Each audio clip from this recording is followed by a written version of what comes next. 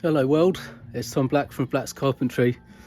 I was hoping to make a jubilant video showing my system to create an MFT workbench top for a portable workbench I'm making. It's quite a novel system, I've not seen it before, but unfortunately this time it was a bit of a failure. Having a bit of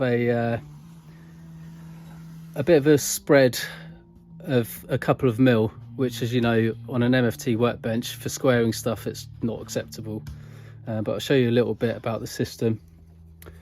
So it's essentially a router base, 20 mil router bit, with a rail, a 20 mil rail that attaches to the bottom, and this rail slides along the front edge of the grid board, and it runs along, and that creates the first groove.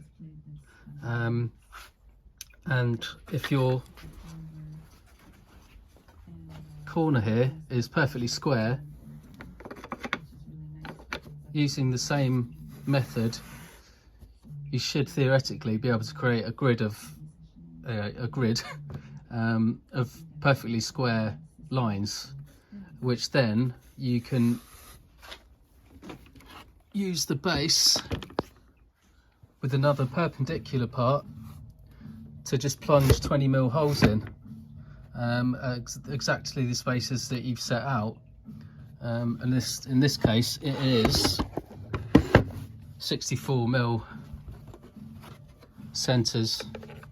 I figured these little Festool clamps don't reach 6 mil, so 64 mil holes I thought would be a bit better, but anyway, it didn't work out quite as planned. There needed to be a little bit of play in this rail to allow it to slide in and out, but I think that was the downfall, as the router can still drift even pushing hard up against the front, and also coming out of the cut it seemed to drift a little bit as well, so possibly a longer rail is needed, and if it extends over the base it's going to need to be more rigid, so I think an aluminium rail is going to be the phase 2 method. So I'll get some 6 mil by 20 mil aluminium rail, extend it out a bit and try again. Hopefully the next video will be a little bit more successful, but we know all the jig systems that you can buy are pretty expensive.